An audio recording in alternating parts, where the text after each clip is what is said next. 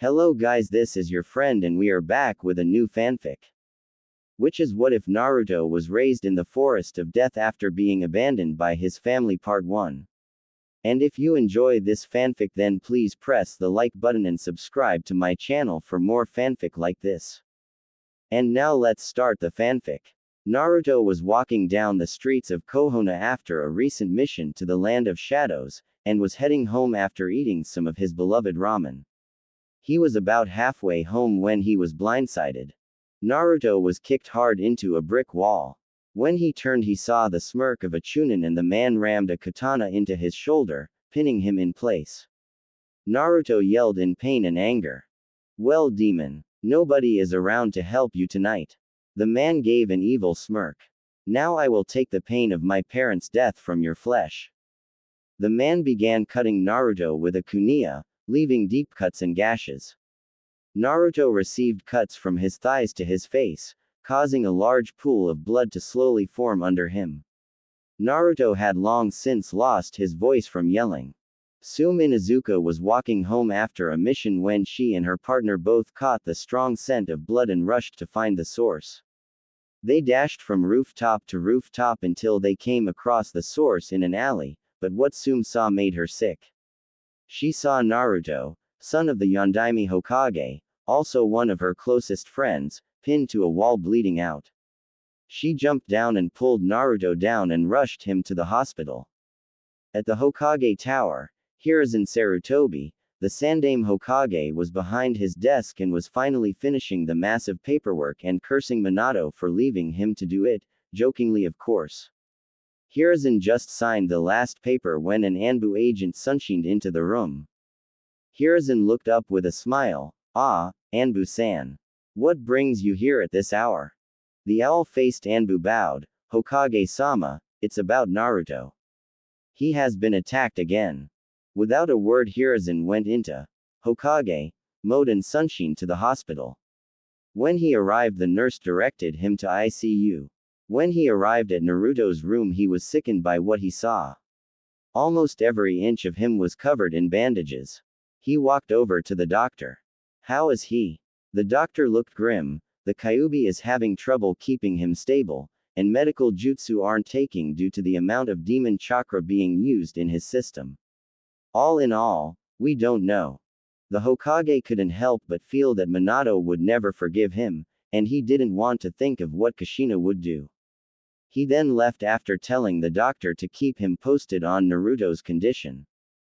Naruto's mindscape. Naruto woke up back in the room that held Kyuubi's cage. The last thing he remembered was getting attacked by a Chunin. "Damn, I really got fucked up this time." "You can say that again, Kit," boomed a voice as the Kyuubi stepped up to the cage bars. "Don't take the wrong way, Kit, but you really got yourself into this pickle. If you would have been just a little more serious, you would have kicked there." The Kyuubi let out a sigh. "You have so much potential, but neither the senseis or you put forth the effort." Naruto let out a sigh. He knew that he was right, but it was too late for him. Naruto sat down in the water that covered the floor. The Kyuubi watched Naruto for days. He didn't move and said nothing, almost like he gave up. Finally after a week the Kyuubi broke the silence. "You haven't give up, have you?" Naruto opened his eye. "There isn't much else I can do." The Kyuubi was shocked. Never since Naruto's birth and the ceiling had the Kyuubi heard Naruto give up. "You can't give up, Kit. Not only are your precious people counting on you, but so am I. My life depends on you. So if you die, I die.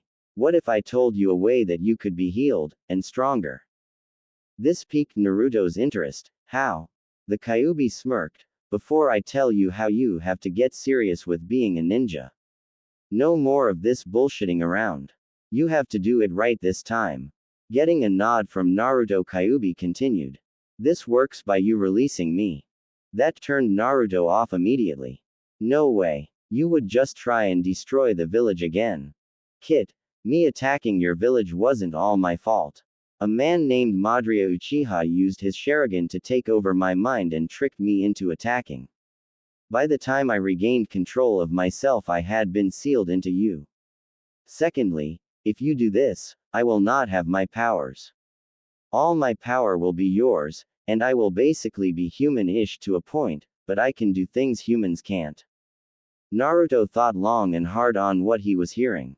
He knew if he didn't do this, that he and the Kyuubi would both die. Okay, I'll do it. How do we start? The Kyuubi smirked. Just sit tight, and Kit, this is going to hurt like a bitch. Next thing Naruto knew, he was in excruciating pain. Nurse Naomi was making her nightly rounds, and it was currently 4 a.m. Naomi walked toward ICU, and when she opened the door she heard a blood-curdling scream. Naomi dashed down the hall and into the room that the sound was coming from. When she entered the room of patient of Naruto Uzumaki, she was knocked to her knees with the amount of killer intent.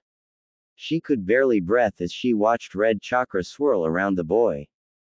Hiruzen, Kakashi and several Anbu agents were searching the village high and low for Naruto. Kakashi was even using his tracking fang technique and could only track Naruto so far. Hours had passed and soon Hiruzen and Kakashi were talking about what the nurse saw. I know that if the Kyuubi was loose that this village would know, but we need to find Naruto and check the seal. Kakashi spoke with a sigh. Hiruzen nodded. Everybody in this village felt it last night, and some even say it was worse than the Kyuubi. The council is going to want answers. Hiruzen stood up. I'm headed back to my office. Let me know if you find anything. Also, until Naruto is found, your team is put on inactive. You can train and do missions inside the village, but nothing outside. Kakashi nodded. Hi, Hokage-sama. Hiruzen left the hospital and head back to the Hokage tower. Kakashi released his tracking fang and headed to meet with his team. Sasuke and Sakura were fuming as they waited for their sensei and Naruto. They expected Kakashi to be late, but not Naruto. They were soon brought out of their thoughts when Kakashi appeared. Sakura stood up and spoke first. God Sensei, you have never been this late before, and where is that baka Naruto? Kakashi sighed. Last night Naruto was attacked and severely injured and was hospitalized. This got a gasp from Sakura, and Sasuke gave his normal, HN. Sometime early this morning Naruto disappeared and we haven't been able to find him so far. Sasuke stood up and brushed himself off. Good riddance if you ask me. What a loser be beaten in his own village. These words enraged Kakashi, not because he not only said it, but about his teammate. Kakashi lashed out and pinned Sasuke to a tree and held him there, off the ground, by his neck. Sasuke, how dare you speak about a fellow teammate in that manner? You have learned nothing from me at all. You're lucky the council bows at your feet, or I would correct their mistake. As he finished, he tossed Sasuke to the ground. Training is over for today, do what you want. Before either of them could say anything, Kakashi's body flickered away. Deep in the forest of death, Naruto was still undergoing the transformation, and was currently rampaging in the deepest, darkest, unexplored portion of the forest of death. He would disappear and reappear yards away and take huge trees down with a single punch. 3 hours had passed since he vanished from the hospital and Naruto was on one knee panting from fatigue. Naruto watched as darkness slowly began to enter his vision.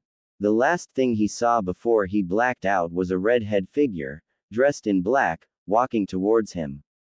Elsewhere in the forest of death, an hour ago, Anko was headed into the forest of death after having lunch with her close friend Kurenai when she was suddenly weighed down by a massive amount of ki. It took everything she had to get moving again and towards the Hokage tower. It took her almost 30 minutes to get to the Hokage's office. Hiruzen was sitting behind his desk going over every shred of information on Naruto, when Anko busted through the front door. Anko, what is the meaning of this? Hiruzen slammed his hand on his desk. He really didn't have time for her usual excuses. Anko was panting but was able to speak. Forgive me, Hokage-sama, but there is something in the forest of death. Hiruzen raised an eyebrow. Anything could be in there, Anko. What makes this special? Anko took a deep breath. It was stronger than the Kyuubi. Hiruzen immediately flared his ki and not even a second later 6 Anbu agents were there. Hawk, I want a team put together and search the forest of death. He took a deep breath, proceed with extreme caution. Hawk nodded. Hi, Hokage-sama. -8 hours later, late in the evening. Hiruzen was standing in his office looking out over the village. He couldn't help but feel slight anger at his village for how they treated Naruto over the years, the boy who he had come to see as a grandson. Before he could think on things any further, however, Hawk entered via body flicker. Hawk bowed down on one knee. Hokage-sama, I have my report. Hiruzen turned to the kneeling Anbu. Proceed. We searched the grounds of the Forest of Death and came across a clearing that was recently created. It looked as if a battle had taken place, but there was no sign of who or what created the clearing or one Naruto Uzumaki. Hawk finished. Hiruzen sighed. Thank you, Hawk, you're dismissed. At midnight, Hiruzen halted the search for Naruto and labeled him as missing in action on the active ninja roster. The next morning, Hiruzen called Kakashi into his office. For once, Kakashi was on time. You called for me, Hokage-sama? Kakashi asked quietly. Hiruzen could see Kakashi was taking Naruto's disappearance hard. Kakashi, your team has been cleared for active duty but for no mission greater than C-ranked. Anything higher and your team will be joined by another. Kakashi nodded. Hi. Anything else? Hiruzen sighed. I'm sure he is fine, Kakashi. He is Minato's son. Kakashi nodded. I should have been there more for him. Hiruzen nodded. We all should have been. Undisclosed location. Naruto woke up in a dark room, and slowly sat up. Ah, man, I feel like shit. It was then he realized he wasn't home or in the hospital. Where the fuck am I? Naruto jumped when he heard a voice speak from the shadows. You are in the home of the Blood Wolf clan, under what used to be Whirlpool Country. Naruto was confused now. Blood Wolf clan. Whirlpool. What is going on? The man let out an almost dark laugh. Your confusion is understandable, but I will teach you all you will need to know and more. Naruto stood up shakily. Okay, now for the million Ryu question. Who are you? The man let out another chuckle and stepped into the light. Naruto couldn't believe what he saw. The man looked almost identical to the fourth Hokage except he had red hair. My name is Roshin Uzumaki. At this, Naruto jumped up. Wait, you have the same last name IDO. The man, now identified as Roshin, got a serious look on his face. Yes, Naruto. I am your grandfather. Naruto was too dumbstruck to speak. Roshin walked up to him and sat him back down on the bed. Naruto, I am the father of your mother, Kushina Uzumaki, also known as the Red Death. When Whirlpool fell during the Third Ninja War, I sent my only daughter to Konoha. She had been granted citizenship. Roshin took another deep breath and gave Naruto a moment to absorb the information. After the war ended, I learned that Kushina had become a ninja for Konoha. I kept tabs on your mother and years later she was married to Minato Namikaze. At this, Naruto freaked. My father was the fourth. Naruto became saddened when he thought about the fact that his own father sealed the Kyuubi into him. Roshin nodded sadly and calmed him back down. I couldn't have been happier for her, but then the Kyuubi attacked and I learned she and Minato died. I didn't even know you existed until 2 years ago when I sneaked, I know I make a funny, into the village and pulled some files. Naruto just listened and pondered on if his parents actually loved him or not. Roshin continued, once I learned about you I also found the scrolls your parents left to you, but were taken by a man named Danzo. He placed 4 scrolls in front of Naruto. The first 2 I know are letters from your parents. The other 2 I haven't a clue. He watched as Naruto studied the scrolls and smiled. When you finish reading those, join me in the main hall. Just leave this room and follow the hallway to the far end, you'll find it. Roshin stood and left the room. Naruto sat alone for a while before finally picking up the first scroll. He saw it had a blood seal on it, so he bit his thumb and wiped some blood on it and opened the scroll. My dear son, Naruto. If you are reading this, then you probably already know that I am your father, Minato Namikaze, Konoha's yellow flash and the fourth Hokage.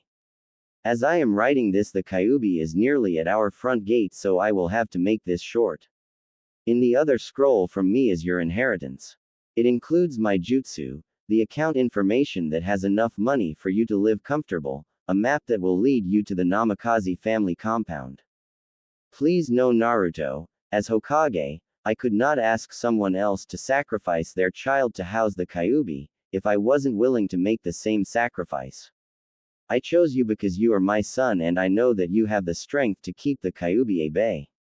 I know you might have mixed feeling about me, and just know that your mother and I love you very much. Make us proud, son. Minato Namikaze, 4th Hokage. P.S. If you see your godfather, Jiraiya, yes, of the Sannin, and kick him in the balls, and tell him that I knew he would drop the ball, but I forgive him. Naruto closed the scroll back up as tears ran down his face. His father was the 4th Hokage, and he loved him. That was more that Naruto had ever hoped for, but there was still at least one more thing to read. As he wiped his blood on the second scroll and opened it, he could see dark spots on the paper that were created by tears when it was written. Dear Naruto, my darling son, I am sorry I won't be there for you as you grow, but it is close to my time and I wanted to say a few things.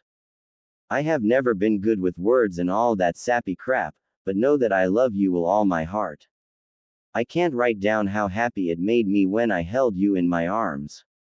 My baby Naruto, but I am sure by now, if you are reading this, you're all grown up. Couple of teardrops, your father is the 4th Hokage, Minato Namikaze, the yellow flash of Konoha, and he married me, Kushina Uzumaki, the Red Death of Konoha. There are so many things I wish to tell you, but I am getting weak. Kami, life is a bitch. Teardrops, know that I love you, baby, and will be looking down, so be a good boy and kick some. Oh, and my scroll won't contain much as I didn't have many things, but you will surely find them useful. Kushina Uzumaki, Konoha's Red Death. P.S. If you ever see that retarded godfather of yours, Jiraiya of the Sannin, kick his and rip his balls off. I know he didn't do his job. After reading his mother's letter, Naruto cried. For the first time since he was 5 years old, he cried. Both of his parents loved him and they didn't want him to be alone. His tears, though, were of happiness. Naruto sat in bed for a while just thinking about his parents before he finally got to the other 2 scrolls. As he grabbed the 3rd scroll that also belonged to his mother. When he unsealed its contents, he found a katana, the blade as black as night and the blade, sharp as a razor with a teeth on the back side with the points aiming pointed toward the hilt. The black katana from Vampire Knight that the school headmaster used. The other thing was some stories of his mother's adventures, and there was also a design for new ninja armor. Naruto then picked up his father's scroll and opened it. Inside was several scrolls with Minato's jutsu, trench coat, and even his father's old forehead protector on a black band. Naruto gently ran his hand over all the items he received. He then stood up and stored them all into one scroll and putting it into his pocket before heading to the main hall. Naruto entered the main hall, but it was more like a giant training room. Naruto's walk slowed as he slowly looked at the massiveness of the room and all the training equipment placed throughout the room. It was about the size of Training Ground 7. Whoa, oh wow, this place is awesome. A chuckle broke Naruto from his searching. I'm glad you like it. Roshan walked up to Naruto. Now there is something I want to talk to you about. Naruto nodded. Okay, what is it, Gramps? Roshan laughed and smiled at the nickname. Well, you have 2 choices. Which are? Naruto asked without patience. You can return to Konoha and pick up where you left off, or you can train here and return in 2.5 years. Roshan spoke seriously. Naruto tapped his chin. What kind of training? This made Roshan smirk. The kind of training that will make you a serious ninja that will, oh how would your mom say this, kick. You will also learn clan techniques that I never had a chance to teach your mother. Also, since you absorbed the Kyuubi's chakra, giving you pretty much limitless chakra and beyond cage level stamina. It activated our clan bloodline as well. Naruto gasped, I have a bloodline limit. Roshan nodded, our clan's bloodline in an one-time thing. I should say yours partially activated, it will only fully awaken when your training is complete in the ritual. The bloodline makes you more animalistic. You gain strength, speed and increased senses. You gain one other thing, but I cannot tell you any more. After hearing this, Naruto's mind was made up. I'll do it. When Roshan heard Naruto agree, he gave a large smirk. 2.5 years had passed since Naruto met his grandfather and began his training. Over the course of his training he has been beat up one side and down the other, literally. We now pick up with our hero. Naruto jumped back as Roshan slashed his sword at him. Naruto countered and met Roshan blade for blade. They jumped back from each other and started attacking each other again. Naruto was grinning as they fought, until he was hit from behind. Naruto tumbled to the cold tile floor but was quickly back to his feet as Roshan brought his katana down where he was just at. As Naruto stood he saw a wolf land next to Roshan. What the hell, Gramps? Roshan laughed. You have to remember, Naruto, not all your enemies will be fighting alone. Nor will their partner be another ninja. Like fighting the Inuzuka clan. Remember, don't become too focused on just your enemy. There will be other things happening at the same time. Naruto nodded, but who is he? Naruto then heard a voice, but didn't know who said it. I like this kid already. He identified me as a who, not a what. Naruto looked around the room. Who said that? The oversized wolf stepped forward. Okay, maybe I spoke too soon. I am the one speaking, pup. My name is Kenshin. Naruto put his katana back in its sheath on his back. It's a pleasure to meet you, Kenshin. Kenshin gave a grin. The pleasure is mine, Uzumaki-san. Great things I expect from you. Before Naruto could ask what he meant, Kenshin left the room. Roshan slowly walked up to Naruto. I also had him step into this match for the fact that even with your weights on I was having trouble keeping up with you. Roshan smiled. Naruto, there is nothing left for me to teach you. You have completed the Blood Clan training and have surpassed your teacher by leaps and bounds. Understand that you still have a lot of untapped potential that you must access on your own. Naruto nodded and hugged Roshan. Thanks for everything, Gramps. Roshan laughed. Just doing my family duty, and now it is your turn to carry our legacy. Roshan placed his hands on Naruto's shoulders. There is just one last thing we must do. Naruto looked up at his grandfather. What's that? Roshan had a glint in his eye. The ritual to signify the completion of your training. Naruto nodded. 4 hours later, Naruto was now sitting in the center of the Great Hall, and the lights were dimmed down, only lit by torches. Slowly Roshan walked into the light. Are you ready, Naruto? Roshan spoke seriously. Naruto nodded from his seated position on the floor, shirtless. Okay. Close your eyes and clear your mind. Roshan spoke again and paused. He heard Naruto get into the slow deep breathing of meditation and began. He began doing the marking over Naruto's body for the ritual.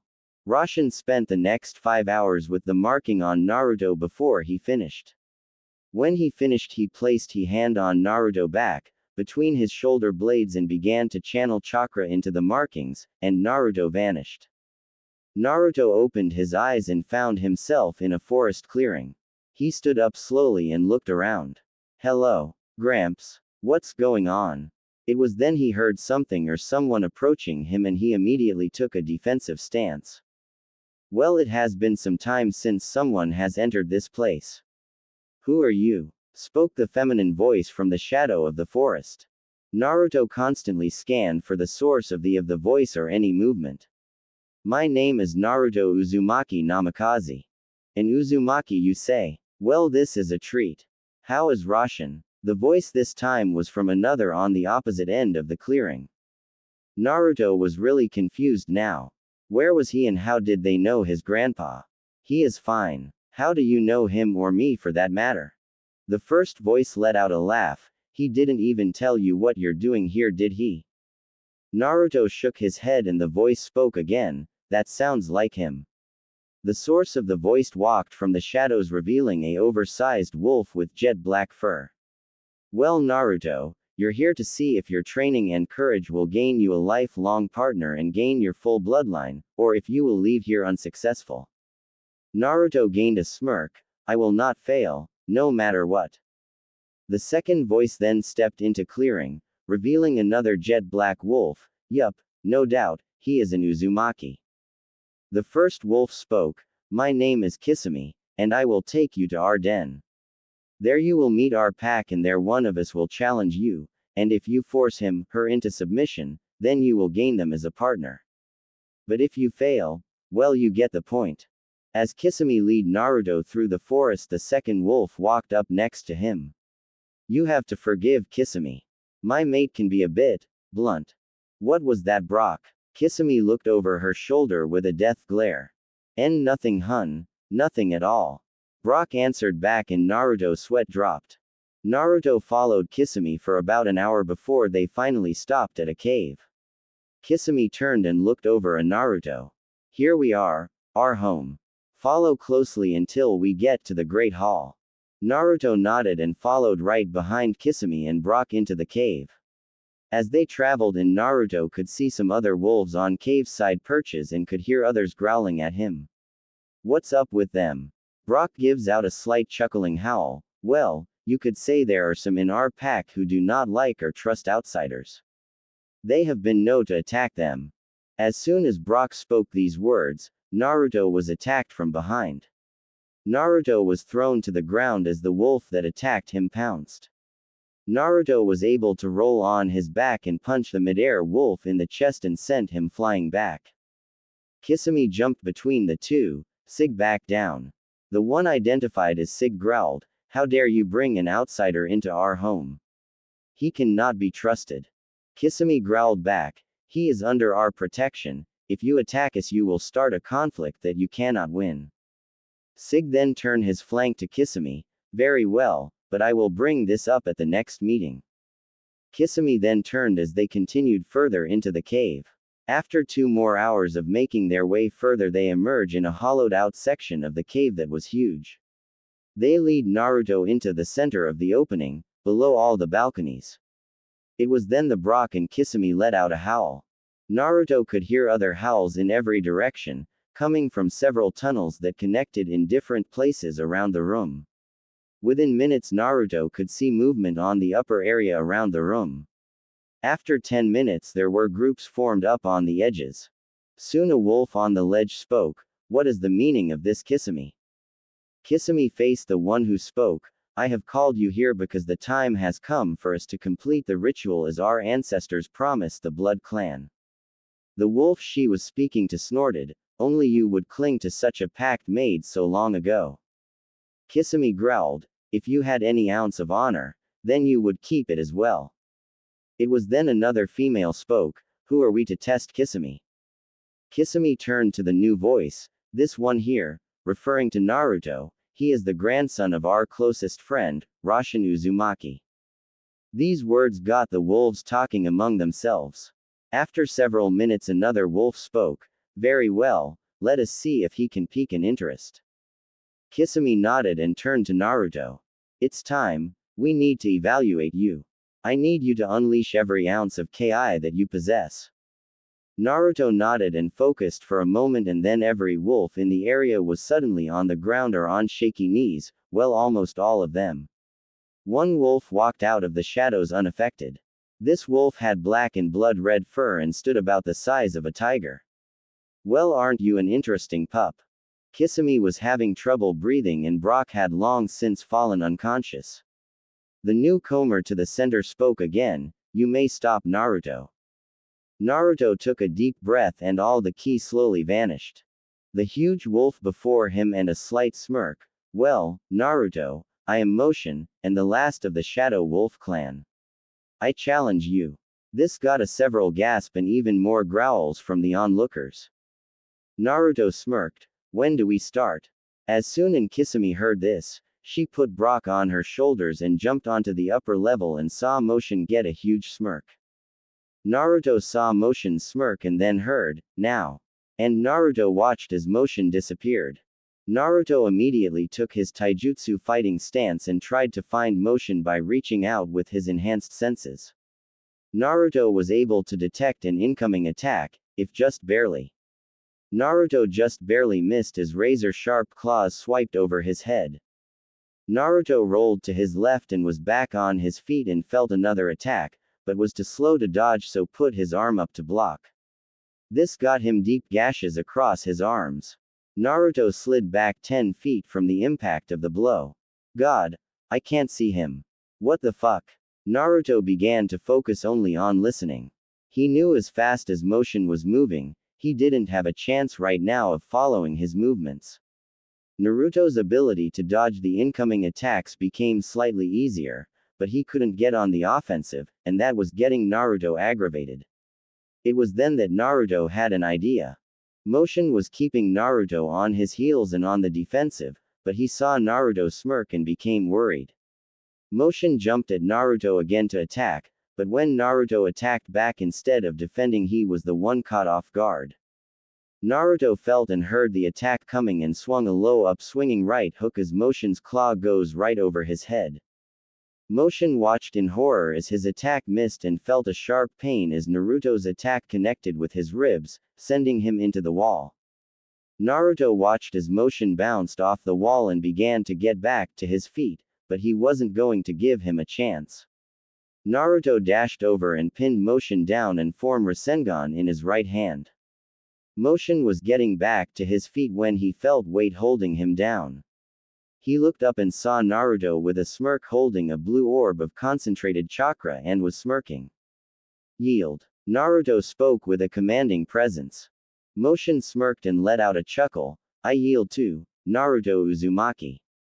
Naruto got up and dispelled his Rasengan.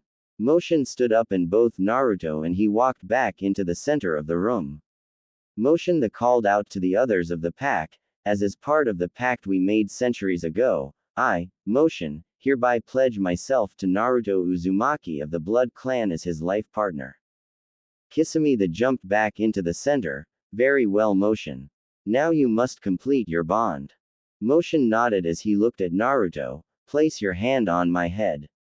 Naruto did so and suddenly blacked out as he was hit with an intense chakra burst and pain. Sometime later, Naruto is now, with the changes of his now completed bloodline, 6 feet 0 inches with all his baby fat is gone.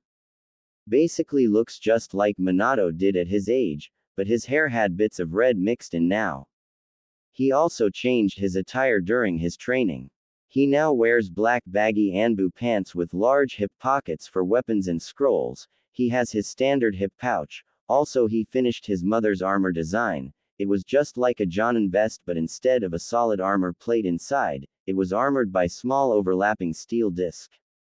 Basically dragon skin armor. The vest had a special slot on the back for a sword and many scroll pouches like a Jonin vest, black in color though. Naruto also wore a black balaclava that covered his whole head, not just the lower part like Kakashi's, and black, full-toe, ninja combat boots. Naruto slowly woke up with a groan. Well, I see he is finally awake. Naruto knew that voice, it was Motion. When he opened his eyes, he was back in the great hall with Roshan seated in front of him. Roshan smiled at him. Welcome back. I heard about your battle from Roshan and I must say I am impressed. Naruto smiled as Motion joined him at his side. So where to?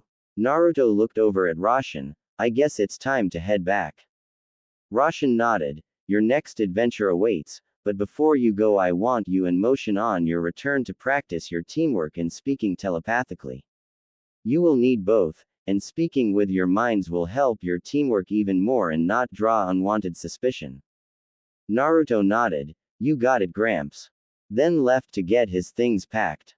When Naruto reached his room, he grabbed his scroll that held all the things his parents left him and packed what food he and Motion would need. When he finished, Motion and Roshan were waiting at the main entrance. Roshan looked at his grandson with a smile. Good luck, Naruto, and make your parents proud.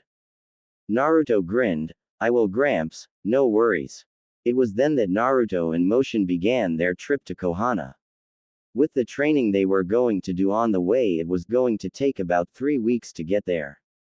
Time skip. 3.5 weeks later. Naruto and Motion stood atop a hill and saw the main gate of Konoha. For Naruto it had been what felt like a lifetime since he had been home, but for Motion, he was amazed at the size of the hidden village. Naruto looked over at Motion. Welcome to your new home. You ready? Motion smirked. Let's do it. Within a few minutes they reached the main gate. The gate guards were bored out of their mind and had their head down. They were broke from their boredom when someone dropped their identification on the table. When the first on looked up, he saw a fully masked ninja with a Konoha forehead protector with cerulean blue eyes. The second guard looked at the identification and was speechless. It read, Naruto Uzumaki. He then passed it to his partner. The first guard looked at the ID and flipped. Show us your face. Naruto smirked behind his mask, and pulled off his mask. Hey guys, long time no see. Naruto. Both guards exclaimed at the same time. Guard 1 recovered first. Where the hell have you been? Naruto chuckled and scratched his head. Well, I've been training. Both guards' sweat dropped, but then noticed the huge wolf behind Naruto. Naruto, don't look now, but there is a huge wolf behind you. Naruto laughed. Calm down guys. Naruto turned to Motion. This is Motion, my wolf partner. Both guards' mouth fell open, and the second one spoke next. Naruto, you need to go see the Hokage. He thought you were kidnapped or something. Naruto's face turned serious. Thanks guys. He put his mask back on the Motion for Motion to follow as they sprinted across the rooftops toward the Hokage tower. In minutes they arrived outside the Hokage office door. The Hokage's assistant was out, so he walked in. Hiruzen was asleep with his head on the desk as Naruto walked up to him. Naruto smirked to himself as he yelled, Yo old man, you got some paperwork to do. Hiruzen jumped up looking around, then spotted the figure at his desk. Who the hell are you and what do you want? He then thought about what he figure had called him, old man. Naruto pulled his mask off. Hey Gramps, what's shaking? Hiruzen could barely breath. Nah, Ru, too. Naruto nodded as he saw tears forming in the old man's eyes. Hey, come on Gramps. I'm here, be happy. Hiruzen walked around his desk and wiped his tears away. Sorry Naruto. Where have you been? Naruto took a deep breath. Might want to put up a sound barrier up for this. Hiruzen nodded and activated the soundproof seals around the room. Once this was done, both he, Naruto, and the huge wolf with Naruto, sat as Naruto began to explain what happened. After the story was told and questions were asked and answered, the sun had set. Naruto stood up and stretched. Well, I guess we are going to call it a night. Is my apartment still there? Hiruzen shook his head. Since you were the last tenant and you disappeared, they demolished it, but I can set you up in a new apartment, and I mean, NEW. Naruto smiled. Thanks Gramps. Hiruzen gave him a key to an apartment that was part of a complex built just for ninja. Tomorrow I want you here at 9 in the morning to meet back up with your team. Naruto nodded. Alright then, see you tomorrow. And Naruto in motion jumped from the window. Hiruzen sat for a while thinking on how much he looked like his father, and glad he now knew who his parents was. He was also thinking on how to get Danzo for the treason he committed by stealing the scrolls of Naruto's parents. He was also thinking about what the reaction of Team 7 would be with the return of their missing teammate. Kakashi woke up and found a message laying on his table. The message instructed Kakashi to have his team at the Hokage's office at 8:30 in the morning. Kakashi shrugged his shoulders and looked at the clock. It read 8:25. Fuck. Kakashi darted towards the homes of his team. Hiruzen glared at Kakashi as he, Sakura and Sasuke made it to his office 10 minutes late. Well, now that you are finally here, we can begin. Now I have to say, for the first squad of 2 ever, you have done well, but I would like to have Team 7 back to 3 members. So this morning you will be given your third member. Kakashi was about to object, because he didn't want to replace Naruto, but the Hokage stopped him. Hiruzen keyed his intercom to his assistant, "Send him in." Kakashi and the team turned as the hooded individual and a wolf entered the room. The person walked up next to Sasuke and looked at the Hokage. "I am here as requested." Hiruzen nodded. "Take your mask off for your team Naruto." Kakashi and the rest of Team 7's eyes got a big around as dinner plates when the Hokage identified the person as Naruto and saw his face. Naruto turned and looked at his friend's dumbstruck expressions and chuckled nervously. "Hey guys." Kakashi was the first to speak, but it was almost quiet. "Naruto. Is that really you?" Naruto nodded. "It is Kakashi-sensei. Sorry for making everybody worry, but I had something that had to be taken care of." After several minutes of question asking, many of which Naruto didn't answer, and Sasuke glaring at Naruto, the Hokage spoke. "Kakashi, I want you to take your team and get them back up to speed with their teamwork. Then report back to me in the morning for the Jonin-sensei meeting." Kakashi nodded. "Hi, Hokage-sama." Kakashi then turned to his full team. "Meet me at Training Ground 7 in 2 hours. Naruto and Sakura nodded, while Sasuke gave his usual grunt. Sasuke and Sakura were walking to the door and turned to see if Naruto was coming as they watched him and his wolf jump out the window. They then continued down and out the main door and Naruto was waiting for them. "Hey guys." For the next 2 hours Naruto asked about all the things they had been doing while he was away. When they reached the training ground, Kakashi was already there, for once. "Okay team, we are going to do the bell test all over again, but this time I will be going all out. You know what you have to do, but let's see if you can do it." Naruto used his telepathic link to explain to Motion what the test was for. Over the next 4 hours Naruto, Sakura and Motion went at Kakashi from all angles and tactics. Sasuke refused to help, saying he didn't need anybody's help to do this. Kakashi hadn't seen Sasuke act like this since before Naruto disappeared. While Naruto was attacking with Motion, Motion asked a question, "Why are you holding back?" Naruto smirked, knowing that with all the training they did, he would notice. "This is about teamwork, not showing up. Plus your best weapon as a ninja is deception, so hiding what you're truly able to do."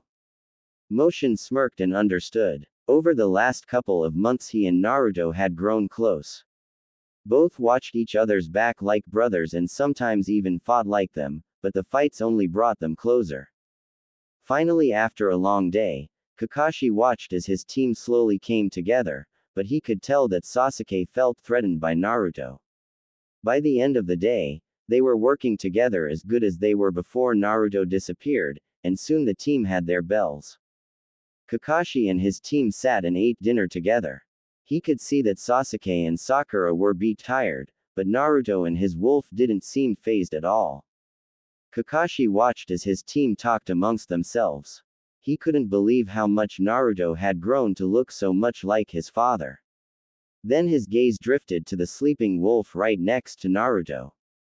The size and color of the wolf was one thing to be amazed with, but his teamwork with Naruto was another thing. It was almost like they could read each other's mind. "Ha, ha, I know." The day drew to a close and Kakashi told his team that they would have the day off from training tomorrow, but they would meet up for lunch at a barbecue restaurant. As the team left, Kakashi headed home as well, knowing better than to be late in the morning. The next morning Kakashi met with the Hokage and the other Jonin senseis. Hiruzen looked at the 3 genin teachers, Kakashi, Kurenai, and Asuma. "I have called you in here today because, as you know, the Chunin exams have come back to Konoha and I want to know if you clear your team to enter or not. Kurenai, we will start with you." Kurenai nodded. "I am Kurenai Yuhi, Jonin sensei of Kiba Inuzuka, Shino Aburame and Hinata Hyuga. I approve of them entering the Chunin exams." Hiruzen nodded and turned to his son. "What of your team Asuma?" "I, Asuma Sarutobi, Jonin sensei of Shikamaru Nara, Ino Yamanaka and Choji, approve of them attending the Chunin exams. Hiruzen nodded once again. Kakashi. Kakashi nodded. I, Kakashi Hatake, Jonin sensei of Sakura Haruno, Sasuke Uchiha and Naruto Uzumaki, approve. Hiruzen nodded with a smile. Every well, here are the applications for the exam for your students. Remember, if one refuses, then the other cannot compete either. All three nodded and departed to meet with their respective teams. Kakashi met his team for lunch and revealed what had happened. As you probably heard, we are hosting the Chunin exams this year, and I have told the Hokage that I think you're ready. Kakashi then pulled out the 3 applications. Here are the applications for the exam. Take them home and think if you're ready. If you think you are, fill them out and bring them to the exam room on the 3rd floor of the academy in 2 days. His students nodded and then the food arrived. Little talking was done during lunch and Naruto would eat a piece and then toss one to Motion. After dinner they all went home. Meanwhile in the Hall of Justice, not really. The following day, Naruto, with his mask on, and Motion were walking through town when they heard a yell. They immediately dashed to the area and found some unknown kid holding Konohamaru up by his scarf. Hey, put him down. The painted face kid looked at him. And if I don't? Naruto cracked his neck and knuckles, then I guess we will have to make you. The painted face gave him a weird look. It was then that Motion landed beside Naruto with his haunches raised, teeth bared, and growling. Yes, Naruto spoke with a smirk behind his mask. The painted face kid was at that point a little intimidated. Hey, I don't want any trouble. He then placed Konohamaru down. Konohamaru darted away as Naruto walked up to the individual. Who are you and why are you here? The individual in question answered, my name is Kankuro and I'm here for the Chunin exams from Suna. Naruto was about to ask another question when he heard a female voice call out, please forgive my brother. He can be a bit of an idiot sometimes. Naruto looked the blonde-haired girl over and she was quite pleasing to look at. It's fine, but he should know that any fighting outside the exam is prohibited and doing so will result in expulsion. Kankuro gulped as his sister walked up, but began sweating when he heard another voice. Let's go, brother, before you embarrass us further. Naruto looked at the red-headed boy with a gourd on his back. And you would be. The boy looked at Naruto with a cold glare. My name is Gaara of the Sand and who are you? Naruto felt a chill. My name is Naruto Uzumaki. Gaara nodded. I will look forward to making you bleed, Uzumaki. Naruto just stood there as the 3 siblings walked off. After a few moments they looked over at Motion. I got a bad feeling from that guy. Motion nodded. So did I. He is going to be trouble. Naruto nodded in agreement as they continued through town. Naruto saw a weapon shop and walked in. As he did, the man behind the counter yelled at him. Hey, no pets allowed. Naruto glared daggers at the man. He isn't a pet. He is my partner, just like the Inuzuka. The man immediately backed down. Oh, sorry about that. Please come in and tell me what you need. Naruto walked up to the counter and pulled out a list. Here is a list of everything I need. The list was 2 whole orders of kunai, shuriken, exploding tags, storage scrolls, blank scrolls, ninja wire, smoke bombs, tear gas bombs, and blade weapon care and repair kit. The man looked over the list and the lower he got the more dollar signs they appeared in his eyes. He quickly got all the things Naruto wanted and watched as Naruto paid and stored everything into one storage scroll. Naruto put the scroll away. Thanks for your help. The man nodded. Anytime. Come back if you need anything else. Naruto headed back to his apartment to organize all his gear. He put a standard amount of kunai and shuriken, both types of bombs and exploding tags, into his hip pouch. He then organized everything else into its own scroll and put in a pouch and put some extra weapons in his hip pockets. After he finished, he and Motion sat around the apartment and had a good dinner and talked about tomorrow. Naruto smiled slightly. I'm really looking forward to tomorrow. We will have our chance to show everyone a little bit of what we can do. Motion yawned. So am I, but I'm still worried about that Gaara kid and his brother and sister. Something doesn't seem right about them. Naruto nodded in agreement as he yawned as well. Yeah, but we can't do anything until they make a move. Until then, we have to wait. Motion understood and nodded as such. We better get some sleep. I have a feeling we'll need it. Naruto let out another yawn and nodded as he got up and both headed to bed. Naruto slept at the head of the bed and Motion had the foot of the bed. Following morning, Naruto woke up early the next morning and got dressed. He was getting ready to leave the bedroom when he heard Motion snoring. Naruto smirked as he quietly walked over to Motion with a glass of ice water in his hand. Motion, time to wake up. He spoke in an almost whisper. Motion rolled around on the bed but didn't wake. This caused Naruto to get a huge, shit-eating, grin on his face and then dumped the water on Motion. Motion jumped up as he was hit with painfully cold water and saw Naruto running away laughing. I am going to kick your Naruto. Naruto dashed from the house laughing, you have to catch me first. Motion dashed after Naruto and chased him across rooftops, but because of Naruto's weights, Motion finally caught up and tackled Naruto. They tumbled across the roof of the hospital and slid to a stop laughing. Naruto started to get up only to be shoved back down by Motion. Did I ever tell you you're an asshole? Naruto laughed. Actually yes. Did I ever tell you that you smell like wet dog right now? Motion frowned as he stepped on Naruto's stomach and walked on him. They finally collected themselves and Naruto brushed the dust off his clothes as they headed to the academy. Naruto was the first to get to the academy, so he and Motion waited below tree outside. Naruto didn't have to wait long for Sakura and Sasuke to show up. Naruto jumped up and he and Motion walked over. Sakura and Sasuke saw Naruto with his mask on and his partner walk up. You guys ready? Naruto asked. Sakura nodded and Sasuke just grunted, and with that they went inside. When they got inside they went up to the second floor and saw two other students blocking a doorway that some believed to be the testing room. Naruto and the rest of the team just kept walking and went to the third floor where they were met by Kakashi. Good you're all here, Kakashi said with a smile. Sakura looked at Kakashi. Of course we are here, why? Kakashi looked at his team, because if one of you chose not to compete then the entire team would be excluded.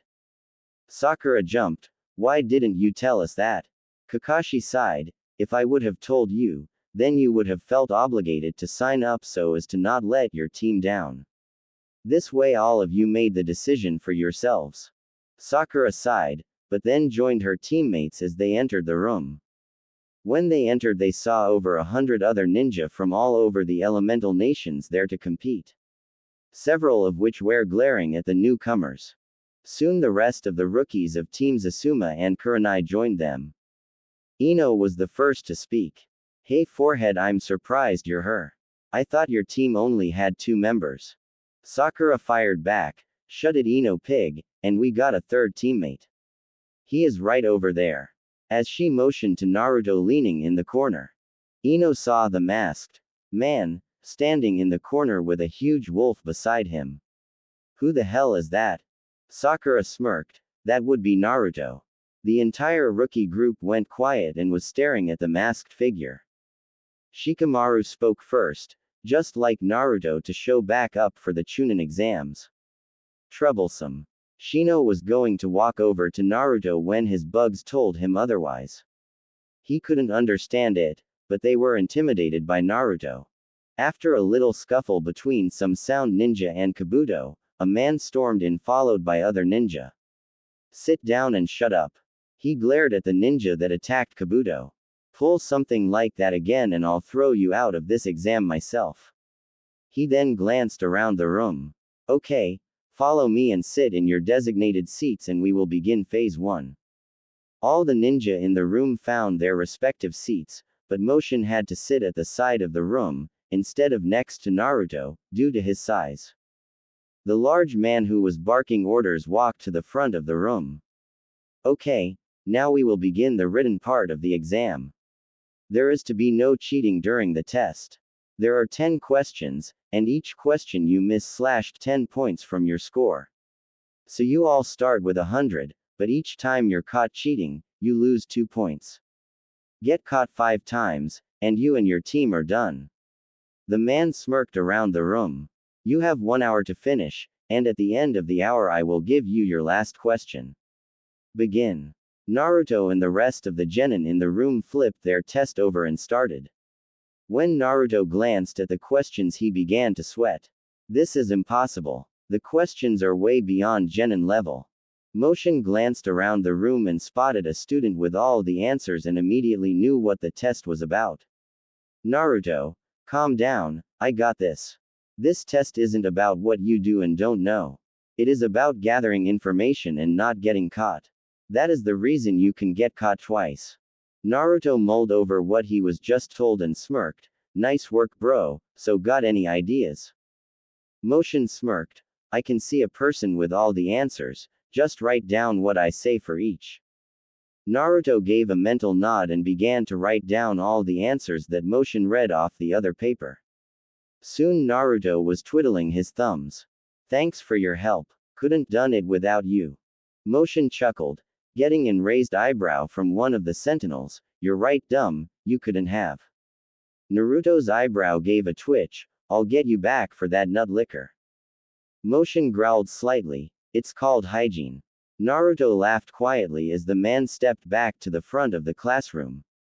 The man looked around at the remaining teams. 8 teams had already been removed for excessive cheating, but there were still more than there normally would be. Okay, it's time for the final question. Now you have a choice. If you don't think you know the answer, just raise your hand and you and your team will be dismissed. If you do, then you can always try next time. If you take the question, but get it wrong, he smirked, then you will be forever barred from the Chunin exams. This got gasps from around the room, including from Sakura. The man spoke again, so, raise your hand now if you wish to drop now. A moment passed and 5 more teams dropped due to their teammates. The man waited a minute more and smiled with closed eyes. Those of you who remain, pass. This got outburst from several genin, including Sakura. The argument though was short-lived as a huge banner on a spear crashed through the window. Naruto and Motion sweat dropped with what the banner said. All hail the proctor of Phase 2, Anko Mitarashi. It was then a purple-haired female jumped through the window. Hello maggots. I'm your next proctor. You will all meet me at Training Ground 44, for your next test in 1 hour. With that Anko walked out of the classroom with Ibiki. Anko looked over at her mentor. Looks like we have a few less teams than normal. Ibiki smirked. Well, some didn't have the stomach for final question. Anko nodded. How about we grab some dango before I school the kiddies?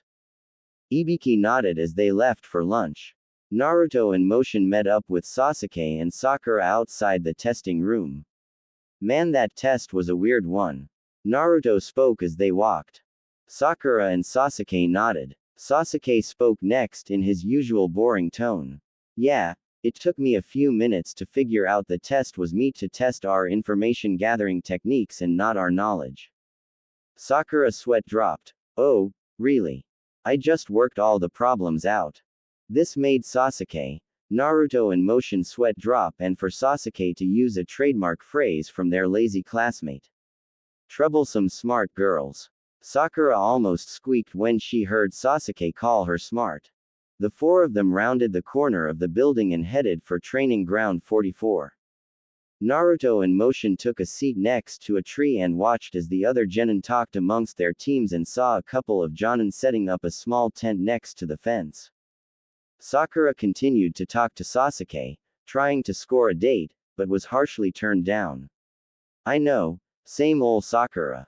After waiting nearly 10 minutes, the proctor finally arrived. Okay kiddies, gather around.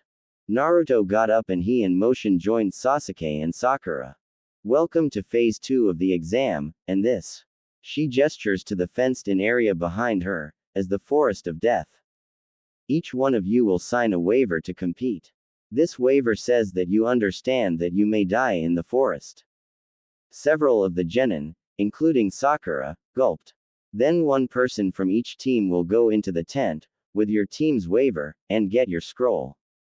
There are two types, a heaven scroll and a earth scroll, and you will have one type. Your objective in the forest is to get the type your team does not have and take both to the tower in the center of the forest. You will have 5 days to do so.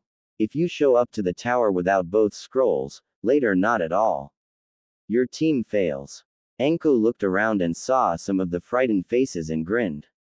Now pick up your forms and when your team is called go and get your scroll.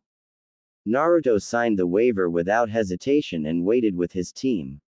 Soon Naruto and the others had their scroll and stood next to their designated gate. Naruto yawned behind his mask, man this is taking forever. Motion yawned in response, damn it Naruto, quit yawning already, shit. Naruto chuckled inwardly and Sasuke spoke, just remember we have to get the other scroll as fast as we can. The longer it takes the harder it is going to be to find. Sakura inwardly beamed on how great Sasuke is, yeah, and we only have 5 days. Naruto nodded when one of his shadow clones walked up and handed him a scroll. Here you go boss. Naruto nodded as the clone dispersed. Sasuke glared at Naruto, what was that? Naruto chuckled slightly, I just sent a clone off for some supplies I thought we might need. Sakura tilted her head, like what? Naruto tapped his chin, food, bottled water, blood pills, food pills and medical supplies. I forgot to get those when I went to the store for gear. Sakura's sweat dropped and Sasuke's eyebrow twitched. Before either could say anything they heard their proctor's voice boom. Go. Then the gates slammed open. Sasuke was the first to dash into the forest, followed closely by Sakura and Naruto in motion bringing up the rear. They moved about 100 yards in when they paused. After Naruto went to use the bathroom and returned only to be attacked by motion, and revealed it to be an imposter, Sasuke turned to the rest of them. Okay, we need a password of some kind that we can use to tell if it is us or an imposter. Sakura and Naruto nodded and Naruto asked, what you got in mind? Sasuke thought for a moment, okay, the question will be, when does a ninja strike? Then the answer will be. Sasuke pulled out a strip of paper and wrote down the answer and passed it around for the others to memorize it. Naruto stood up. Okay, now that is done, let's find that other scroll.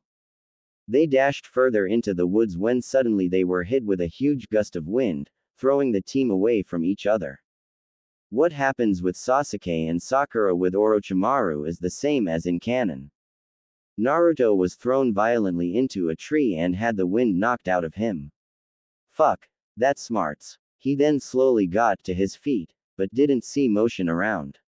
Hey Motion, you okay? Yeah, I'm fine. I got thrown pretty far so I'll be with you in a minute or so. Naruto gave a mental nod and was about to start looking for Sasuke and Sakura when he felt an attack incoming and ducked just in time to have a kunia sail over his head. Naruto spun around and saw a grass nin standing on a branch and took a defensive stance. The grass nin pulled another kunia out and charged. Within seconds Naruto was fighting the other ninja with straight taijutsu. Both of them were in a flurry of attacks, blocks and counters, but Naruto drew first blood. Naruto charged his fist with chakra and delivered a solid hit to the grass nin chest. The grass nin flew back with the impact of the hit but bounded off a tree and flew back at Naruto and began attacking again. Naruto was again blocking and countering the grass nin's attacks when he finally had enough. Play time is over. Naruto then countered the grass nin's incoming attack, breaking his right forearm, followed up with a swift kick that dislocated his left knee and finally snapped the grass nin's neck. After the grass nin fell limply to the ground, Naruto searched the body, but didn't find a scroll. Just as Naruto finished searching the body, Motion emerged from the bushes. Well, I see you just got your first kill as a ninja. Congratulations. Naruto smirked. Yeah, let's just find the others. Together both Naruto and Motion darted into the woods after Sasuke and Sakura. From what Naruto could sense, both of them were moving together with another figure chasing them. When Naruto arrived, he could see another grass nin standing on top of a huge snake. It was then the ninja started moving toward Sasuke and Sakura. Naruto reached into his pouch and pulled 3 kunai and threw them directly in the path of the advancing ninja. Orochimaru was making his way toward Sasuke when 3 kunai caused him to stop suddenly. When he looked to see who threw them, he saw the hooded teammate of the other 2. Sasuke looked up at Naruto. "You idiot, get out of here while you can. You don't stand a chance against her." Sasuke then looked at the grass nin. "Look, here is our heaven scroll. Just take it and let us go. Leave us in peace." Sakura couldn't believe that Sasuke was trying to bribe their way out with the scroll they need. Orochimaru smirked. "That is a wise choice." Naruto was pissed. "What are you doing, Sasuke?" Sasuke snapped. "Shut up and stay out of it." Sasuke then pulled out the heaven scroll. "Take it." He then tossed it. Naruto wasted no time when he saw Sasuke toss the scroll and dashed forward and caught it between the grass nin and Sasuke. When Sasuke tried to say something to Naruto about how stupid he was shut off by Naruto's right hook to his jaw, causing him to be sent flying to another tree. "What the hell is your problem, loser?" Motion watched from the branch of the tree that Naruto left from and could sense Naruto's anger and frustration. "It is time," he thought to himself with a smirk. Naruto was breathing deep and quick. He couldn't explain what was happening, but his instincts seemed to thriving and pulled his mask off. "I don't know who you are, but you're not Sasuke." Naruto spoke in a deeper than usual voice. Sasuke was still trying to recover from the hit he took. "What are you talking about, you loser? It's me." Naruto shook his head. "No, I refuse to believe that, even though you sound alike, look alike and act alike, that you're him." Sasuke is no coward. Sasuke watched with pure shock as, somehow, Naruto's looks became more feral. His canine teeth were more elongated, his hair was wilder and his eyes took on spots of red in the pupil, and even though there was no wind, his hair waved with his chakra. Needless to say, Naruto had never felt better in his life. He felt alive and more full of energy than ever and could see things more clearly. Motion smirked to himself. It seems his active bloodline just surfaced. This ought to be good. Naruto placed the heaven scroll into his pouch and turned to the grass nin on the opposite end of the branch from him. Orochimaru could feel the power radiating off the masked boy. Such power at his age, and he doesn't seem to be trying. This could become more difficult than I would like. He then pulled his sleeve up. "No matter, I can just kill you and take the scroll." Naruto clenched his teeth. "Just try it, bitch." Before Orochimaru could even bite his thumb, the boy was in his face, delivering a bone-crunching hit to his face, sending him flying. Orochimaru landed on another branch, but was amazed at the strength of the hit. He need to finish up now. Naruto dashed off to after the grass nin and was suddenly hit from behind. He bounded off a nearby tree and attacked back at the grass nin. Orochimaru hoped that his mud clone would hold off the boy long enough. Within minutes he had slipped in behind Sasuke and extended his neck forward to place the curse seal on him. Naruto had just beaten the mud close and was rushing back to the others when he saw the grass nin behind Sasuke. "Sasuke, behind you!" he yelled out. Sasuke had just enough time to look behind himself as he felt something sink into his neck and he cried out in agony. Orochimaru pulled back and watched as Sasuke slumped to the ground unconscious. Right before Naruto could get to him, he melted into the tree. "Ku, I am done with you, and soon, young Sasuke will come to me. He will seek me out and there is nothing you can do." Orochimaru's voice slowly faded. Naruto landed next to Sasuke and checked his pulse and looked at Sakura. "He is alike, but barely. We need to find a place to stop for a while." Sakura nodded as she watched Naruto pick Sasuke up and together dashed off with Motion behind them. They soon found a tree that had a hollowed out place in the base of it big enough for all of them. Sakura, I need you to tend to Sasuke. Sakura nodded as Naruto put Sasuke down inside and pulled a scroll from his vest. This scroll should have all the medical supplies you need. Sakura took the scroll and looked at Naruto. What are you going to do? Naruto sighed, I'll be on guard duty with motion. Before Sakura could say anything else, Naruto went back outside. Naruto perched himself in the tree above the shelter they had found and Motion patrolled the ground. Motion slowly walked around the area. You okay, Naruto? You seem on edge. Naruto sighed, I don't know how to explain it. It is like I am more in tune with my surrounding. I mean I was before, but not like this. I find it harder to stop from acting on my instincts. Motion knew what he was going through and decided to explain, Naruto, your bloodline has finally manifested itself since it has been active. You must understand where your bloodline comes from. Your family made a blood pact with the wolves of my pack many years ago. In doing so, they gain many things and are a lot like the Inuzuka, but are more bound by honor. As such, you will probably never be able to force yourself to do something that is against your moral code except for extreme circumstances. Naruto listened as Motion explained everything to him, and it was slowly making sense. Naruto had always wondered why Kiba acted why he did, and now he was beginning to understand. It's just different, you know. Motion gave him a mental nod and then heard something coming. I know, but enough of that. We got company. Naruto was immediately on his feet and listening. He could also hear the sound of someone trying to sneak up on them, but thanks to his improved hearing, they couldn't get through both him and Motion. I hear them and they know where we are, so let's get ready to roll out the welcome mat. The three sound ninja landed on the edge of the clearing and could see Sakura tending to Sasuke's wounds. The leader of the three scanned the area. Okay, you know what we're supposed to do. Capture the Uchiha and kill the rest. The female of the group looked over the area as well.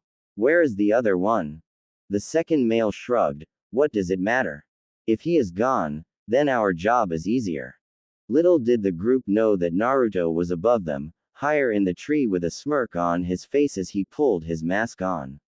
Motion, you take out the second male and I'll take out the leader wrapped in bandages. Whoever finishes first gets the female. Motion smirked. Okay, you're on. What does the winner win? Naruto chuckled inwardly. How about loser sleeps on the floor? Motion gave a nod. You're on. Naruto nodded. On the count of 3. Motion crouched down. 1. Naruto pulled his katana. 2. Both spoke in unison. 3. 1 minute the female sound Nin was talking with her teammates and the next they were under attack. She was so caught off guard she couldn't move. Motion was able to reach the group first and in doing so had his target on the ground and ripped his throat out. When he turned he saw Naruto withdrawing his katana from the other man's midsection and then watched him fall limply on the ground. Naruto turned and smirked at Motion. I think that would be a tie. Motion gave a disappointed sigh. Yeah, fuck, I was really looking forward to a bed to myself. Naruto chuckled out loud as they both walked up to the girl frozen in place. Naruto stood before her and rested his katana on his shoulder and unleashed every ounce of ki he had on her. Immediately he collapsed to her knees, and she fell unconscious. He then searched them for a scroll and found the earth scroll they needed. Naruto and Motion then headed back to where Sakura and Sasuke were hiding. When Naruto arrived at the tree and saw Sasuke was sitting up and alert. Naruto walked up. Good, you're up and going. Sasuke just nodded and Sakura handed Naruto his scroll back. Thanks, Naruto. I don't know what we would have done without this. Naruto gave a smile behind his mask. Having medical supplies is like carrying a condom. Better to have it and not need it, than need it and not have it. Motion flinched when Naruto was the victim of Sakura's left hook. Pervert. Naruto sat rubbing his now sore jaw. Geez, Sakura. Sasuke, who was ignoring the two, stood up. We need to get moving and find an earth scroll. That is when Naruto looked up. Nah, we should just head to the tower. Sasuke growled in frustration. What are you talking about, idiot? We need an earth scroll before we show up at the tower or we fail. That is when he saw Naruto holding both scrolls in his left hand. Naruto smirked behind his mask at Sasuke's dumbfounded expression. Sasuke gritted his teeth. When did you get that? Naruto could feel Sasuke's unusual anger but played it off. I ran into a team from the Sound Village while you were unconscious, and Motion and I convinced them to turn over their scroll. Sasuke couldn't believe it. How could the dead last of the class have more power than me, and take out an entire team on his own? I have to know and he will tell me now. Naruto was watching Sasuke, but narrowed his eyes as black markings began to spread over his body. Sakura, I need you to move away from Sasuke. Sakura was about to protest and then saw the black moving across Sasuke's body and the furious look on his face, and slowly inched away. Motion could sense the dark energy radiating off of Sasuke and was about to move when Naruto spoke to him out loud. Motion, I want you to stay out of this one. This is between me and him. As soon as Motion nodded, he saw Sasuke jump at Naruto with tremendous speed. Naruto was caught off guard with the speed that Sasuke came at him with and took a fist to the chest and went flying back out of the tree. Naruto twisted in the air and landed on the ground in a crouch. Sasuke walked out from under the tree with a smirk and pulled a kunai. Naruto stood up and cracked his neck. I don't know what your problem is, Sasuke, but if you need an whooping, then I will give it to you. Sasuke's smirk turned into a scowl. How did you get so strong, Naruto? No dead last of the class should be able to surpass me, much less take on a team alone. Naruto and Sasuke started walking in a wide circle in the clearing. Number 1, it's called training, which I neglected in the academy, and the teachers neglecting me didn't help either. Number 2, I wasn't alone. I had Motion backing me up. It doesn't matter. You shouldn't be stronger than me and now I am going to put you in your place. Sasuke snapped back. Naruto knew that in Sasuke's condition that he couldn't talk Sasuke down, but he didn't want to kill him either, so Naruto got in his usual taijutsu stance. Sasuke saw Naruto ready himself and charged. Sakura watched in horror as her two friends and teammates started fighting each other. For the first time ever, she was actually scared of Sasuke. Sasuke twisted away from Naruto's punch and countered with a strike with his kunai and struck Naruto in the chest. Naruto winced as he felt the hit to his chest, but his vest saved him. Sasuke's pause after the hit gave Naruto an opening and gave him an elbow to the back to the head. Sasuke couldn't believe that his kunai didn't make it through Naruto's vest as he jumped up off the ground. Sasuke attacked again and kicked Naruto in the chest and sent him flying into a tree. He then went through several hand signs. Fire style. Dragon flower jutsu. Sasuke carpeted Naruto's position with 20 small fire balls that exploded on impact. Naruto couldn't believe that Sasuke was actually going as far to use jutsu on him. He knew he had to end this and fast. He was barely able to substitute away from the attack. As much as Naruto hated to do it, he had to do something. As the smoke cleared, Sasuke couldn't see Naruto and gritted his teeth.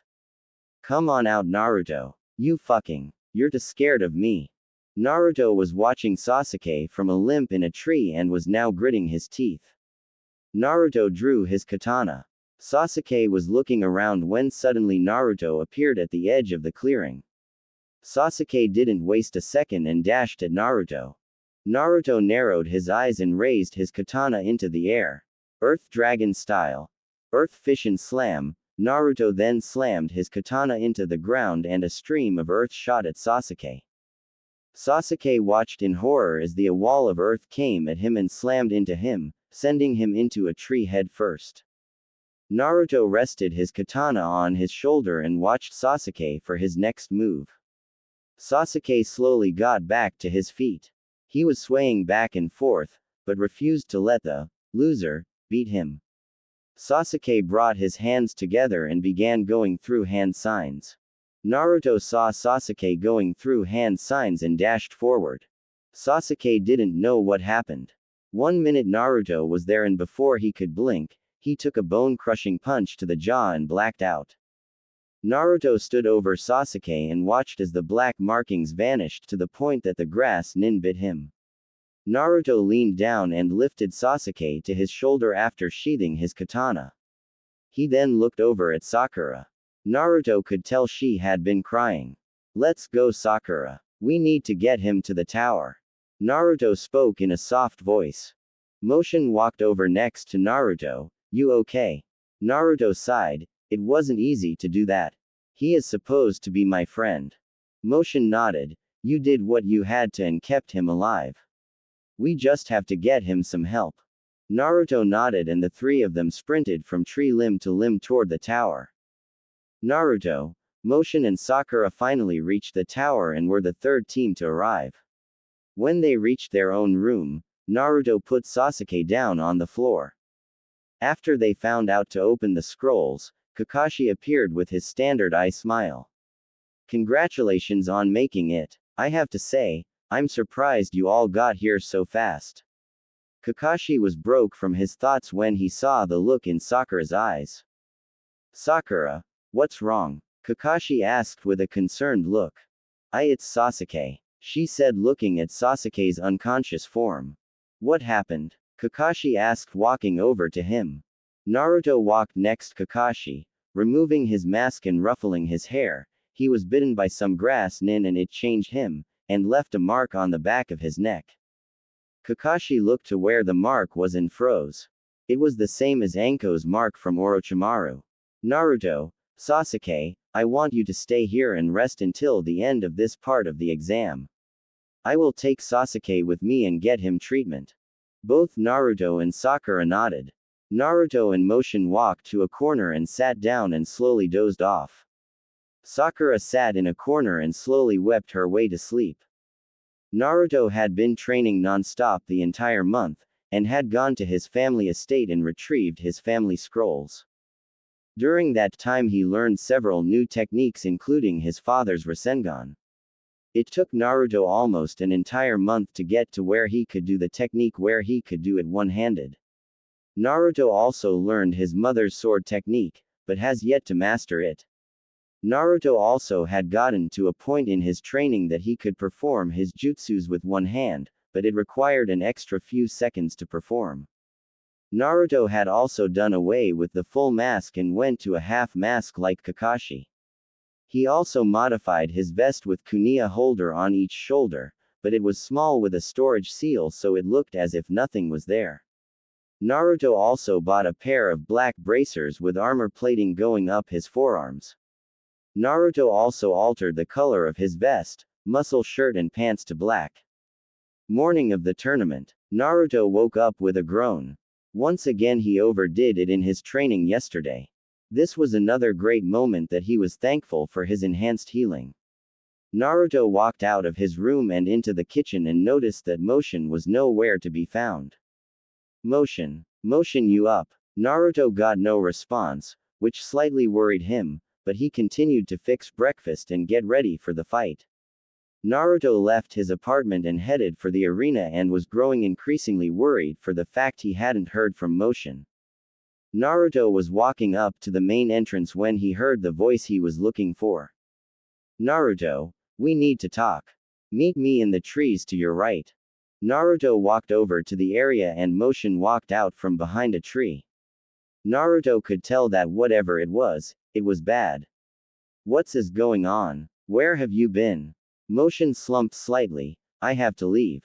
Naruto's eyes widened at this. "What do you mean leave?" Motion sighed. "The pack is fissured. There is a clan war happening at my home, and my mate needs me now." Naruto dropped down to his knees and pulled his mask down, showing his full face. "I'm sorry, Motion. Go, but you better be back. I don't know what I would do without you." Motion gave a soft smile. "Thanks you, Naruto." With that, Motion disappeared in a cloud of smoke. As Naruto got back to his feet and wiped a tear from his eye as he replaced his mask and walked toward the stadium. When Naruto reached the center of the stadium where the other competitors stood, he could see the other ninja and spectators and was amazed at how many people showed. There were people from all the represented villages. Soon the Hokage and the Kazekage joined them from their viewing point. Naruto looked through the stands and spotted Sakura and Ino, both heavily bandaged, but the one person he didn't see with the group of fighters was Sasuke. Hiruzen stood up and walked to the railing. I would like to be the first to welcome you to the final round of the Chunin exams. Here you will see the best that the new young classes has to offer. Now without further ado, let the final round of the Chunin exams begin. The crowd burst out in cheers as the proctor spoke to the fighters. Okay, Neji and Naruto are in the first round. Will the rest of you please move to the observation room? Temari, Shikamaru, Gaara, Kankuro and another ninja headed up top. Neji turned to his opponent. I don't even know why you bothered to show up, Naruto. You're destined to lose. Naruto rolled his eyes. I don't believe in destiny. If you truly are better than me, then you will win. If you aren't, well then I will beat you. Neji scoffed. You don't truly believe that one as low as you can beat me, someone from a powerful clan. Naruto smirked behind his mask. Yes, I do. Neji glared at Naruto as the proctor stepped forward. The rules for this round is that the match will continue until one of you can no longer continue, or rendered unconscious, or are killed. If I feel it needed, I will step in and stop the match. The proctor took a few steps back. Begin. Naruto immediately spun and reached to his shoulder and flung a kunai at Neji. Neji easily dodged the attack. Byakugan. Neji activated his bloodline and assumed his taijutsu fighting stance. Naruto flashed forward and struck at Neji with a closed fist. Neji was nearly caught off guard at Naruto's speed as was barely able to dodge the incoming attack. Neji immediately lashed out with his own flurry of attacks.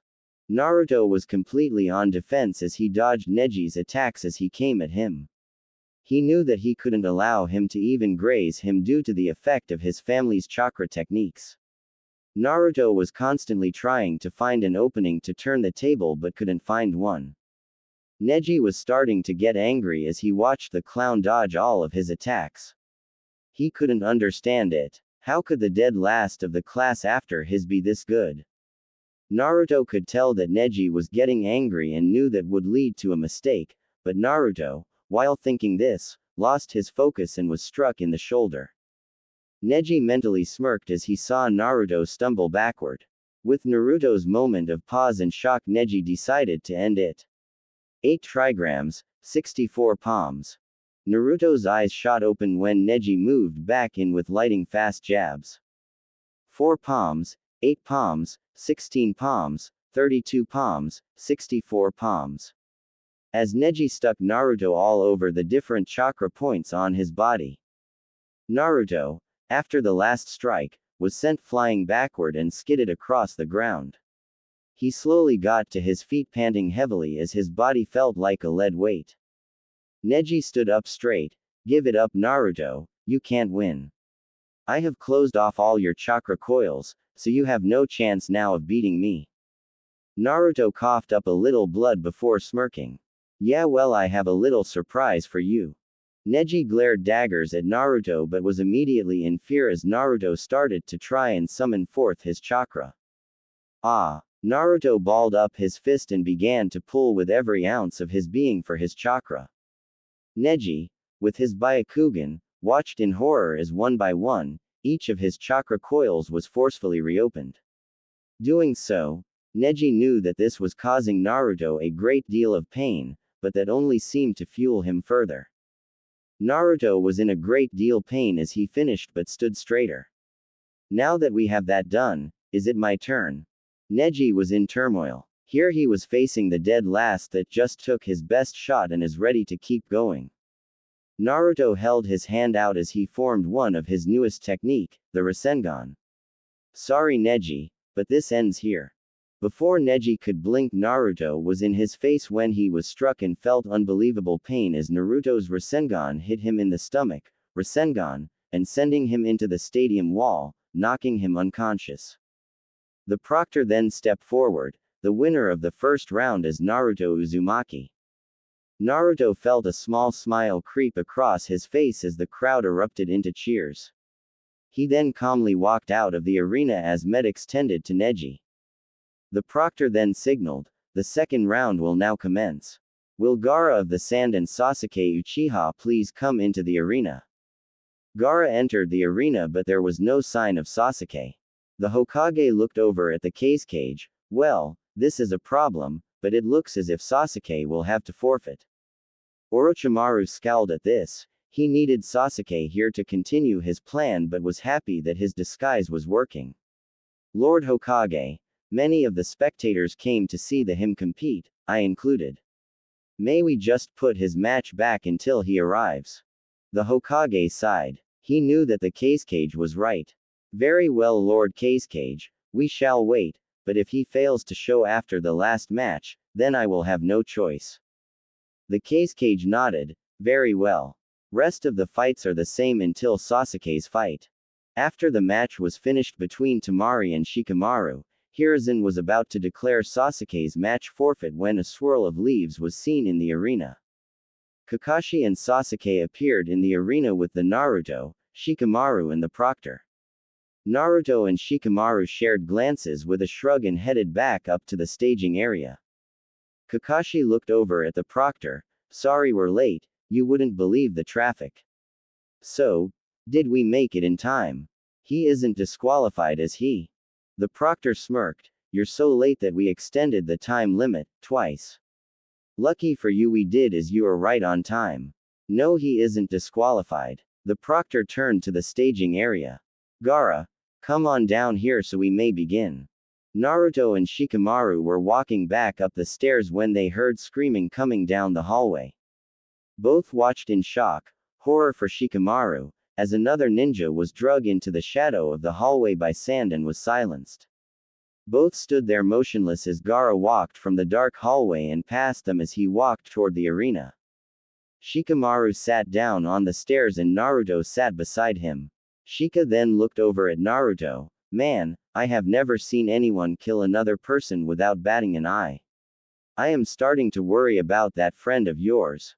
Naruto smirked. "My teammate, yes. Friend, maybe not so much.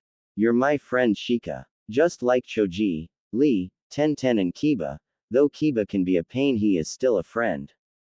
Shikamaru let a smile cross his face. "Naruto." Naruto looked over at Shika. "You've come a long way since the academy.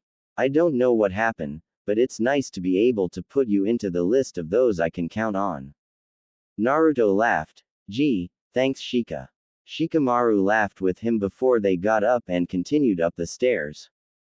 "Kit, can you hear me?" Naruto suddenly halted in his tracks, causing Shikamaru to turn around.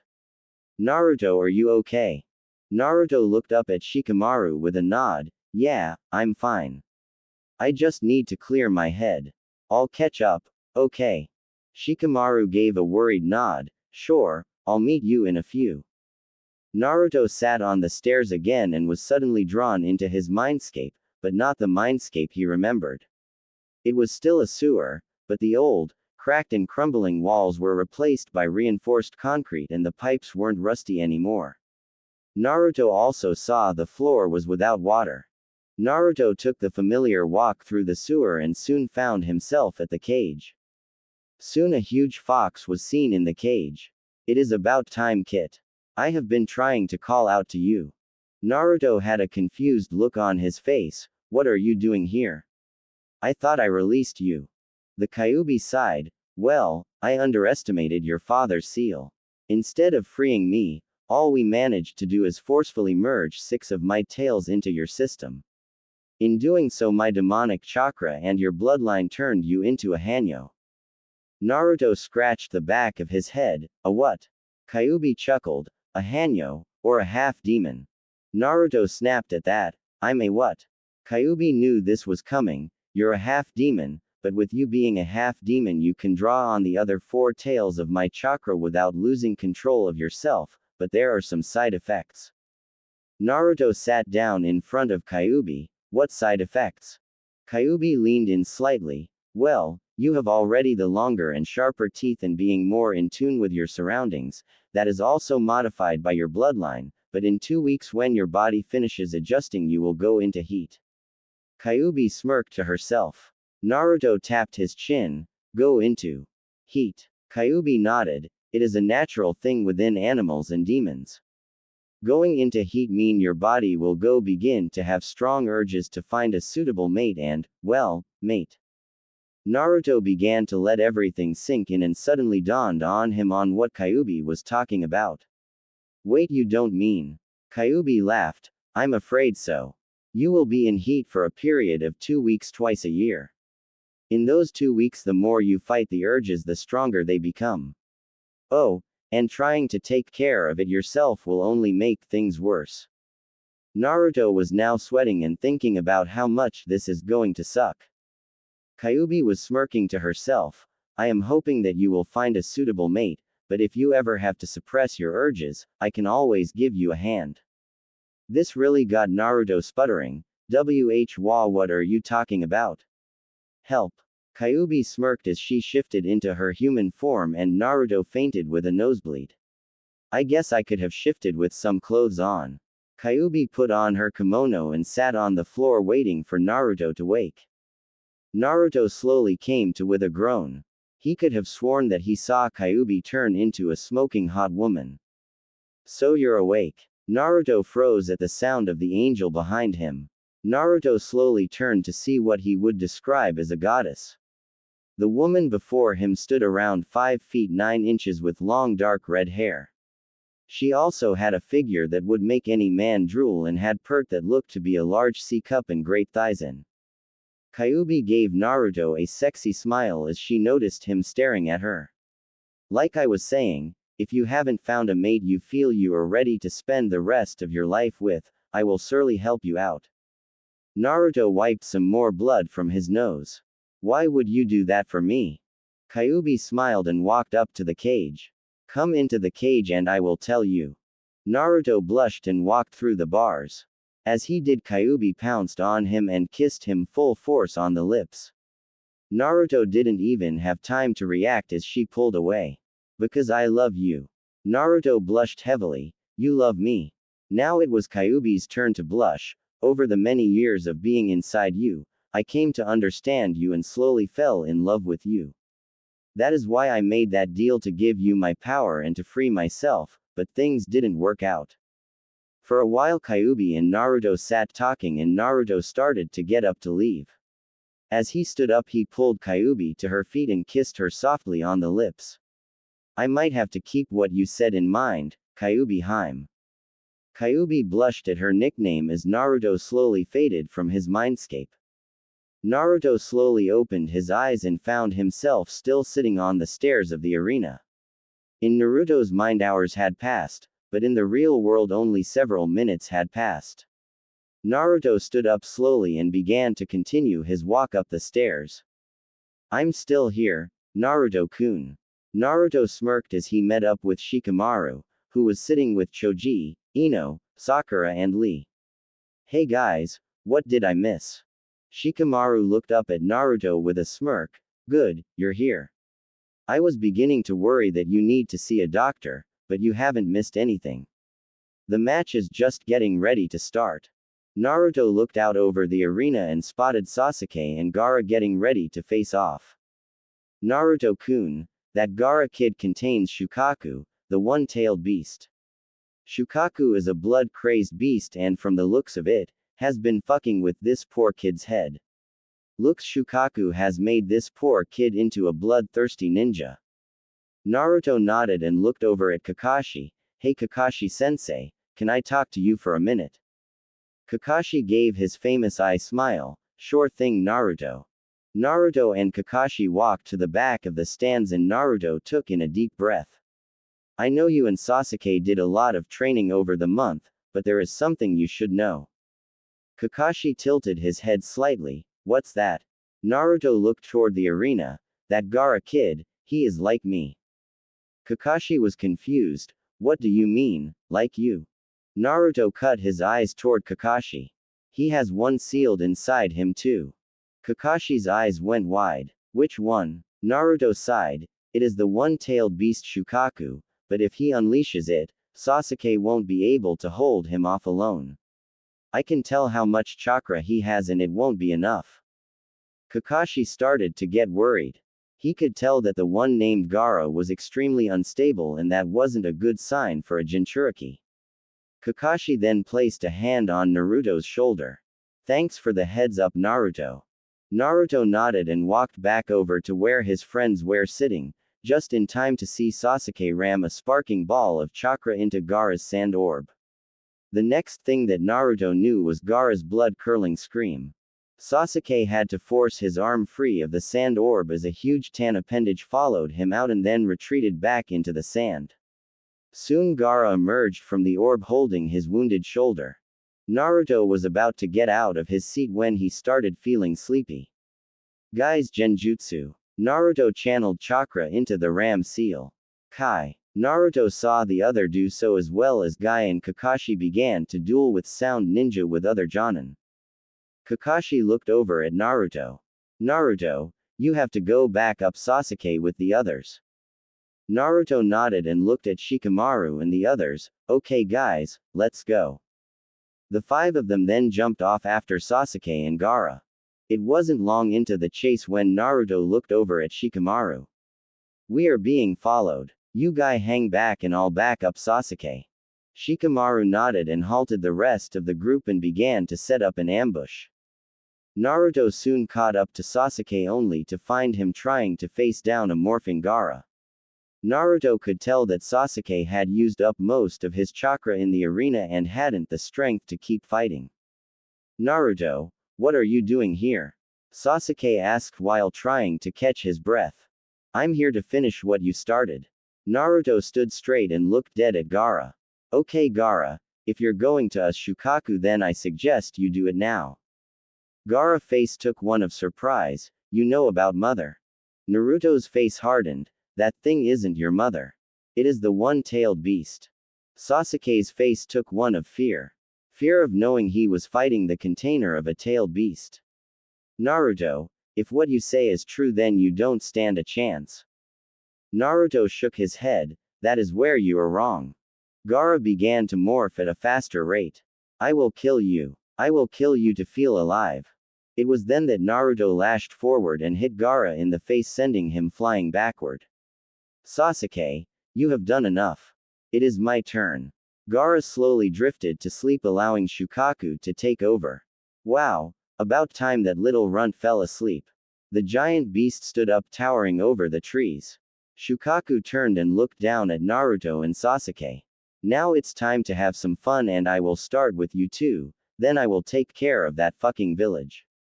Naruto growled when he heard the giant threaten the village. That is not going to happen. Oh yeah, and what are you going to do about it? Shukaku spoke with a laugh. Naruto looked over at Sasuke. Sasuke, you might wanna get back. Sasuke nodded and started to head back to the village. Naruto watched Sasuke leave and turned back to Shukaku. Now it's your turn. Naruto formed the ram seal and began to pour out his chakra. Shukaku started to laugh at Naruto, but was silenced when Naruto sprouted a blood-red chakra tail. What are you? There is no way you should have tails. Naruto laughed as he sprouted a second tail. I am the container of the strongest of you. I am the Jinchuriki of the Kyuubi no Kitsune. This got Shukaku sweating. He knew he didn't have a chance in hell if he poured out any more chakra. Shukaku knew he didn't have a choice though. Naruto then pulled on 3 tails of chakra and literally disappeared from Shukaku's vision. The next thing Shukaku knew he was being drilled in the stomach. Naruto had just slammed a demon-powered Rasengan into Shukaku's gut sending him bowling into a mountain. When Shukaku impacted the mountain, Gaara was awoken from his forehead. This caused Shukaku back into his container's mind and the body of Shukaku crumbled leaving Gaara weak on the ground. Naruto walked up to Gaara on the ground, and Gaara looked at him with rage. Why are you so strong, Uzumaki? Naruto crossed his arms. I am strong because I have those I care for, and I also have those who care for me. Fighting for yourself has no meaning. Gaara struggled to move but was unable to. You fight for those who care about you. That makes you strong. Gaara spoke aloud to himself. Temari and Kankuro jumped down next to their brother. As they lifted him up, they looked over at Naruto. Naruto saw the sister and brother of Gaara show up. Take your brother and leave. I have an invasion to stop. Before another word could be said, Naruto disappeared. Temari and Kankuro picked up Gaara and began to flee that area. As he was being carried, Gaara thought a lot about what Naruto had said. Temari. Kankuro. I'm sorry. This shocked both Temari and Kankuro as they moved through the trees. Sasuke was furious. He didn't understand how the dope, dead last and loser of the class had gotten so strong. That power should be mine. It will be mine. Naruto made back to the village and landed on top of a building where could see the fighting going on all over the village. Naruto glanced over and saw members of the Inuzuka clan faring in a bad way and jumped off to help. Hana and Sum were fighting alongside their companions and other clansmen against the sand ninja that entered the clan district, but were slowly being beaten back. Hana had just dispatched another ninja when she was hit in the leg with a kunai and yelped in pain. She dropped to one knee, and as she looked up she saw another sand ninja with a sword swinging at neck level to finish her off. Sum was a good 5 yards from her eldest child when she heard Hana yelp in pain. Sum tossed the sand ninja she was fighting away from her like he was a rag doll and turned only to watch in horror as the sand ninja by Hana was going to finish her off. No. Sum growled out as she tried to make a mad scramble to her daughter, but was too late. As the sand ninja, yeah, I found out that doing it this way is easier. Lol. Sword swung through and slammed into the ground, obscuring Sum's vision. Tears welled up in her eyes as she thought about the daughter that lay in the cloud of dust. Seconds before, Hana closed her eyes as she awaited the blow that would end her life. However, the hit never came. Hana slowly opened her eyes and found herself on the roof of her home. How? Naruto was standing at the ledge of the roof when he heard her question. Don't worry. I'll handle it from here. Hana looked up and was suddenly sure she was looking at the fourth Hokage, if it weren't for the red streaks that ran through the mont's hair. She was also sure of the extremely feral, alpha male aura radiating off the man before her. She felt safe, and, slightly, no scratch that, extremely turned on. Naruto wasted no time jumping back into the fight. As his feet touched the ground, he quickly drew his katana and set to work. Within half an hour, Naruto and the rest of the clan members from the Hyuga, Inuzuka and Aburame clans, had cleared out the clan district and were moving through the village back toward the arena. Suddenly, without warning, all the sand and sound ninja started to withdraw from the village. Several of the ninja from both were captured, many were killed and the rest escaped. Soon it came to light that the third Hokage had fell against Orochimaru in battle. Naruto was standing in the market district when another ninja ran up to him. Naruto, the Hokage, is dead. Naruto's eyes went wide with shock. One of the few people that treated him like a normal person was dead. The person was also like a grandfather to him. Naruto clenched his fist shut and began shaking with anger and sadness. Tears also began welling up in his eyes. No, you can't be gone. Not now. Kyuubi could feel the sadness radiating off of him and stayed quiet. She knew nothing she said would make it better. As if on signal, rain began to fall in the village. Hana saw her mother sitting on some rubble of one of the houses in their compound weeping and jumped down. Mom, are you okay? Sum looked up to see the one person she thought she would never see again. Hana. She ran up to her daughter and hugged her. I was so worried. I thought you had been killed. She then pelted her daughter over the head. Don't you ever do that to me again. I am expecting grandchildren from you.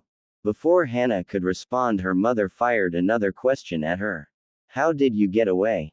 Hana blushed as she reflected back on what happened. Somebody saved me. Sum smirked as she saw that look in her daughter's eyes, not to mention the blush, but thought best to save that conversation for later. Come on, hun. We have dead and wounded to gather. She spoke in a somber tone. Hannah nodded and they set off together to begin moving the wounded to the hospital and bury the dead. Naruto wiped his eyes and sheathed his katana. Naruto then formed a hand sign, shadow clone jutsu.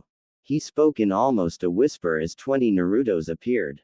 I want all of you to help with gathering the wounded and dead. Naruto's voice was almost devoid of all life as he and his clones set out. Over the next several hours, villager and ninja alike helped gather up the wounded and dead from all sides for treatment or burial. At the end of the day they had managed to get the bodies off the street, and treatment for the wounded had begun. There was also an announcement made that the funeral for the fallen ninja would be the following morning along with the third Hokages. Naruto slowly made his way home and entered his apartment, that was spared in the invasion. He slowly removed his gear and sat down on his bed.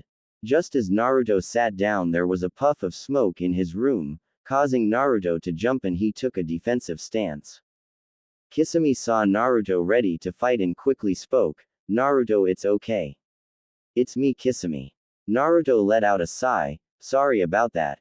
Kisame took a deep breath, it's okay, but I'm afraid I have bad news. Naruto's eyes became wide as he heard Kisame bring the news he never wanted to hear. Naruto, Motion is dead. He was killed when he confronted Latch to end the conflict. Latch killed Motion when he tried to talk him down. Kisame spoke in almost a whisper as a tear escaped her left eye. Naruto collapsed to his knees and punched his hand into the floor, creating a small crater in the wood and splintering the wood around it. Where is he? Where is Latch? Kisame took another breath as she knew this news was pushing Naruto to the breaking point. He's dead. We arrived just as he attacked Motion and finished him. The war is over, but at a high cost. Naruto nodded. Thank you, Kisame. Kisame looked up into Naruto's eyes and saw only a small flicker of life in them. She bowed her head and disappeared in a cloud of smoke. That night Naruto did something he hadn't done since he was a kid. He wept. He could no longer hold back his emotions as they came to the surface. He wept in sadness. He yelled in anger. He clenched his fist in rage. Naruto's emotions soon took a toll on him as he blacked out on his bed.